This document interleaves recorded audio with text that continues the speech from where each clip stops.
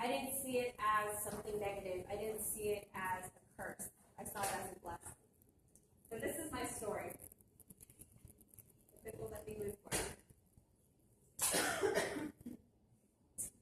So who I was before breast cancer. I was a full-time nursing student. I was a part-time waitress. I was uninsured. Secretary of my church. I was really active. I ran, I swam, I played volleyball. Like I said, if y'all were there, I did my first triathlon 2 months before I was diagnosed with breast cancer. I traveled the world. I cook healthy. I'm gluten-free. I eat low-fat. I love live music. Just went to ACL. And I was a social butterfly, world traveler. So some statistics for you. 1 in 8 women will get diagnosed with breast cancer. It's the second most common cause of cancer in women. And every 2 minutes, breast cancer is diagnosed in the United States. If you heard me talk before, you know that it has no boundaries, no restrictions.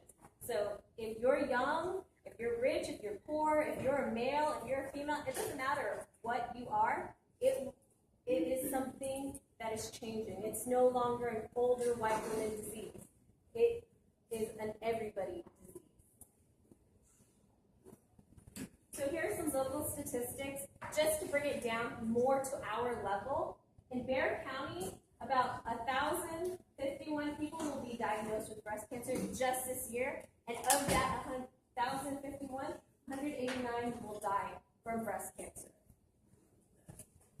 And to bring it down to a more level that we can all relate to, how old are y'all?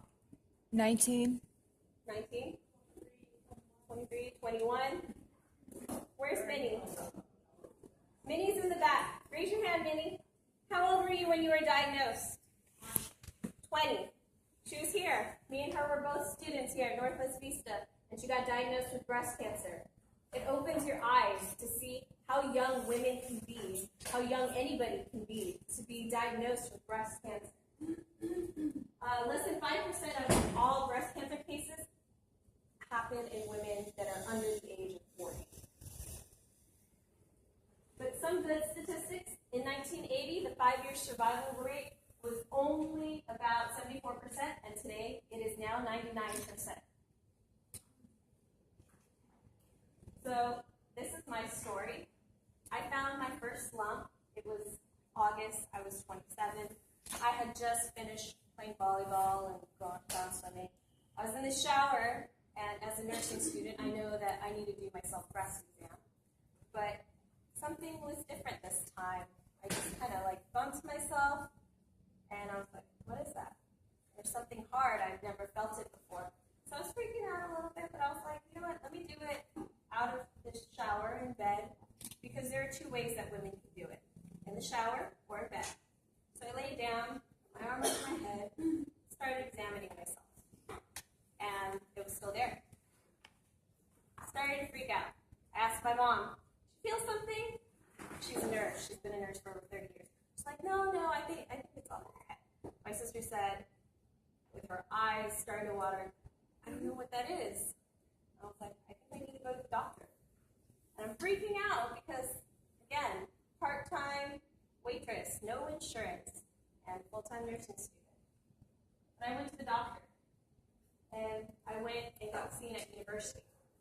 And the doctor said, okay, we'll write you a prescription for a mammogram.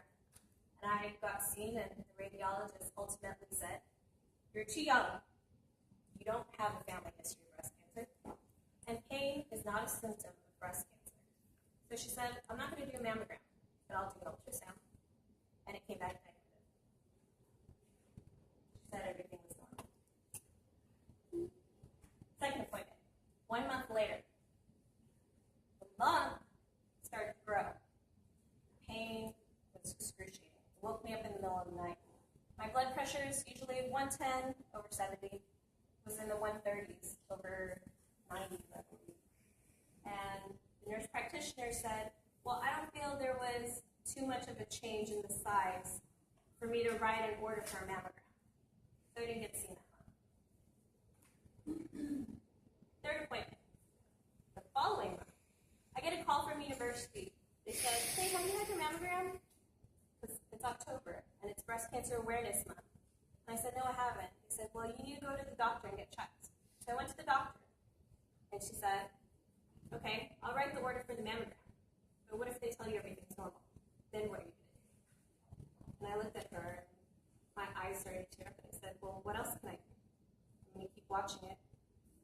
So she wrote the order for the mammogram, and I got seen again, and the same radiologist who told me that I didn't have cancer said again, you're too young, you don't have a family history, pain is not a symptom of breast cancer, I'm going to do another ultrasound. Again, it came back normal.